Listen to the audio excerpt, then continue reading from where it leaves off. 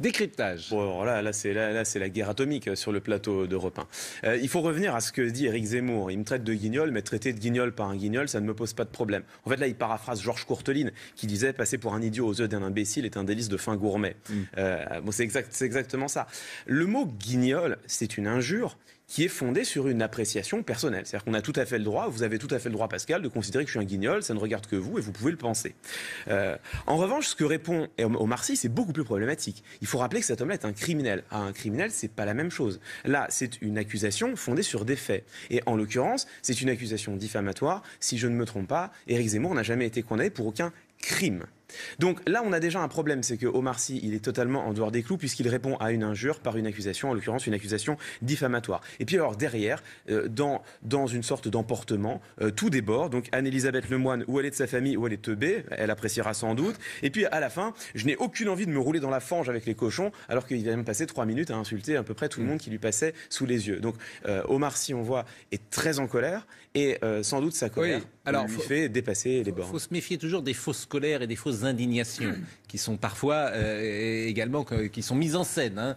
On voit d'ailleurs Daphné Burki qui veut pas en parler mais en parle quand même. Vous voyez, on est vraiment dans le politiquement correct. On lance des signes à tout le milieu pour montrer qu'on est du bon côté de la barrière. Tout ça, et il faut aussi pouvoir décrypter ce jeu-là. C'est toujours compliqué. C'est toujours compliqué de savoir si une émotion est authentique ou non. Là, en l'occurrence, moi, ma sensibilité me fait dire, j'ai l'impression que c'est plutôt authentique et cette impression est doublée par le fait que je trouve ça très maladroit. Oui, mais je suis d'accord avec vous. Si c'était fin et préparé, je veux croire que si c'était fin et préparé, les attaques d'Omar Sy auraient été plus subtiles que ce qu'elles sont. Bon, en tout cas, il a arrêté toute la promotion de son film qui sort aujourd'hui, Knock de Jules Romain, pièce joué en son temps par Louis Jouvet, et le film sort à 14h. Ça, vous vouliez réagir, Fatima Benomar? Je rappelle que vous êtes cofondatrice de l'association féministe Les Effrontés. Vous pouvez nous expliquer en 2 mots ce que sont les Effrontés EES? C'est une association féministe qui s'est créée en 2012. À la base, donc c'était au lendemain de la présidentielle. C'était une forme de newsletter de vigilance pour voir si François Hollande allait tenir ses promesses de campagne par rapport aux droits des femmes.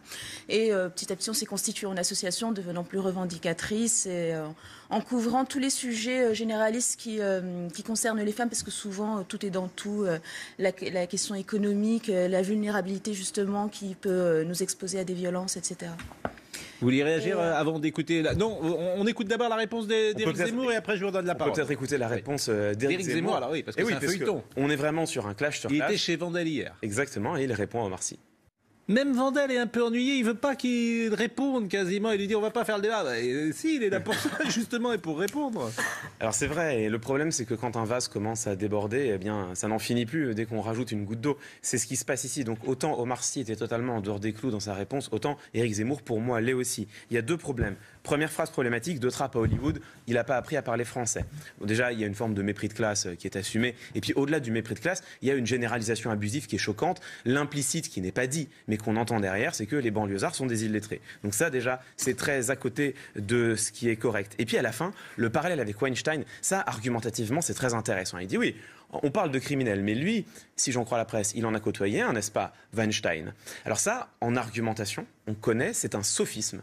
Un sophisme, c'est un argument qui peut avoir l'air vrai, mais qui en fait est erroné. On appelle ça le sophisme de la mauvaise fréquentation. Ça veut dire, si vous côtoyez quelqu'un qui est un sale type, alors c'est que quelque part, vous êtes un sale type vous-même. Ça n'est jamais... Ça semble. Et exactement. En fait, ça n'est jamais rigoureux, ça n'est jamais justifié, et on peut tous le constater. Je pense qu'on peut tous, si on fait un peu d'introspection, constater qu'on a dans notre entourage quelqu'un, un ami d'enfance, un compagnon de passage, dont nous n'assumerions pas toutes les prises de position. Ça ne fait pas d'autant de nous tous de sales personnages. Merci Clément. Fatima Benomar, réaction? Je voudrais juste un peu, par rapport à ce qui vient d'être dit, dire qu'on ne peut pas décorréler en fait Éric Zemmour de toute la violence, l'indécence qui émane de ce personnage. Il y a encore, je pense que c'était encore hier, où il disait que justement balance ton porc, le hashtag qu'on est en train d'utiliser, si on était en Seconde Guerre mondiale, ce serait balance ton juif. C'est indécent tout ce qu'il dit. D'ailleurs, il n'est pas le seul. Elisabeth Lévy hier avait cette position et elle appelle ça le délaton. Donc Éric Zemmour n'est pas le seul à dire ça. Mais je pense que de toute façon, ce sont des personnages qui sont un peu dans le même courant idéologique. Mais moi, ce que je veux dire, dire, c'est qu'à ce moment-là, si je répondais au point Godwin par le point Godwin, je dirais au contraire, on est des résistantes et ce serait plutôt un balance ton nazi, même si je n'irais pas jusque-là.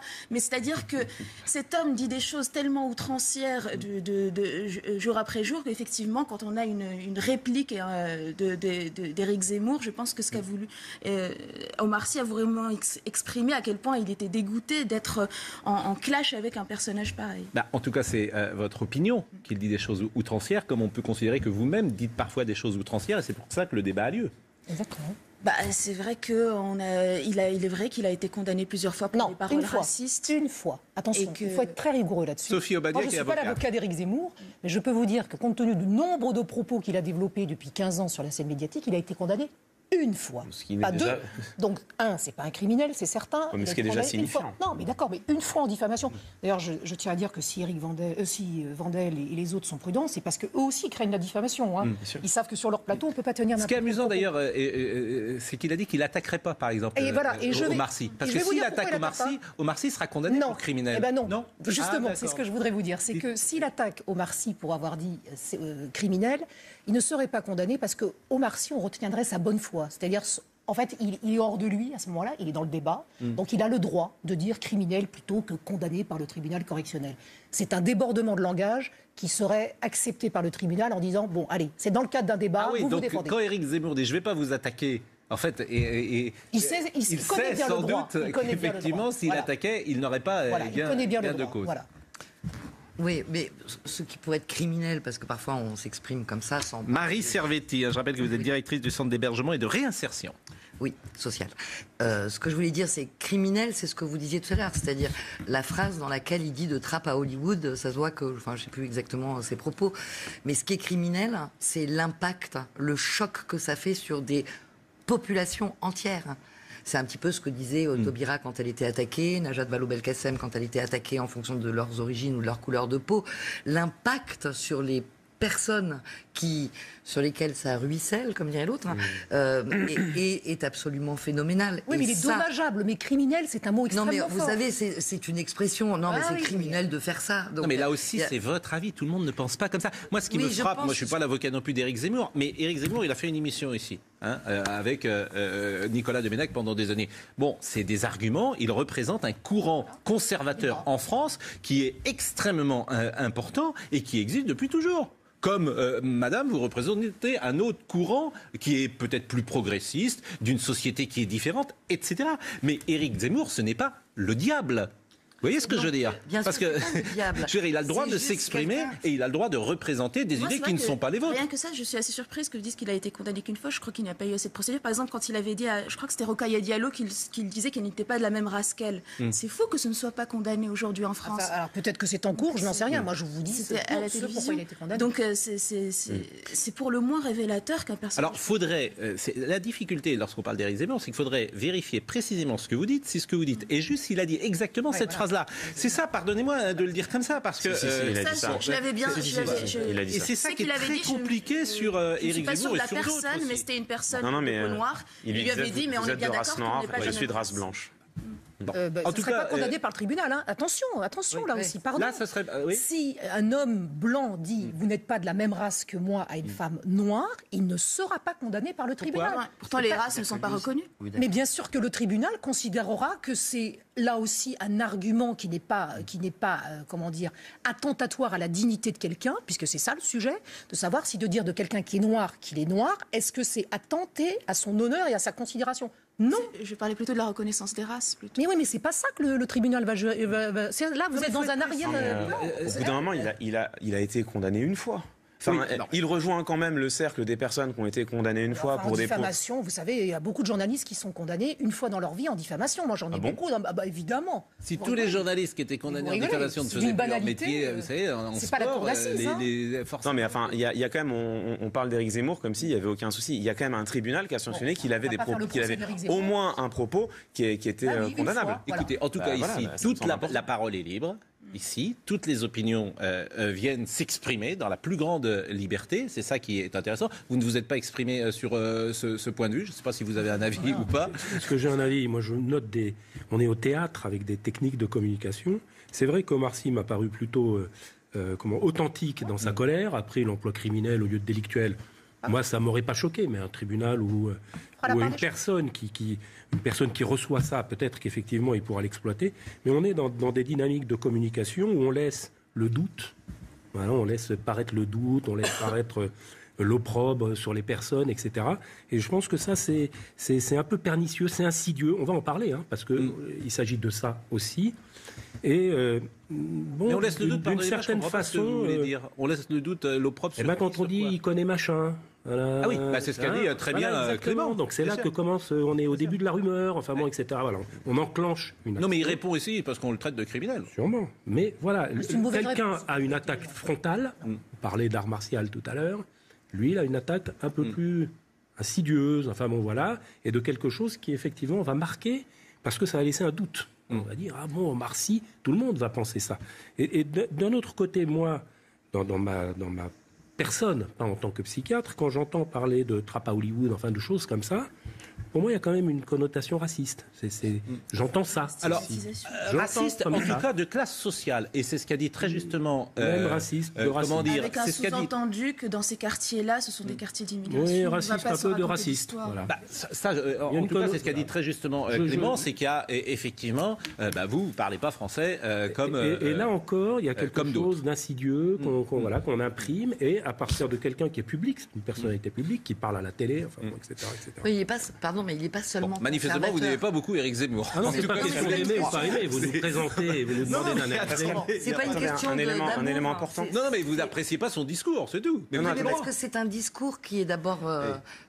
Je sais pas, c'est des mots qui sont compliqués à utiliser, mais un peu pervers. C'est-à-dire qu'il met dans la société des choses qui sentent mauvais, quoi. Oui. Et ça, ce n'est pas être conservateur. Être conservateur, c'est défendre un projet de société. Je suis d'accord avec vous, mais on peut dire aussi qu'il appuie là où ça fait mal, et qu'effectivement, celui qui dit la vérité, parfois, c'est compliqué. Tout à l'heure, on va voir qu'il n'y a pas de profil type. Donc des gens de Hollywood. Si je peux donner un avis. Comme il n'est pas là pour vous répondre. Ah oui, donnez un avis de psychiatre sur Éric Zemmour. Et après, non, pas sur Éric Zemmour. Ah bon. Pas sur Éric Zemmour. Je pense que toute parole doit être entendue parce que justement, elle doit être contredite. Exactement. Donc l'intérêt qui parle, c'est qu'on puisse amener une contradiction. Bravo. Alors vous devriez être rédacteur en chef de l'émission. Ça, je suis complètement d'accord avec vous. Clément Viktorovitch. Je viens de vérifier. Éric Zemmour n'a pas été condamné pour diffamation. Il a été condamné pour provocation à la haine pour propos anti-musulmans. Le tribunal correctionnel de Paris a estimé que les propos présentaient une gravité incontestable, stigmatisant à plusieurs reprises et en des termes particulièrement violents et péremptoires une communauté prise dans son ensemble. On n'est pas du tout dans la diffamation. Donc voilà.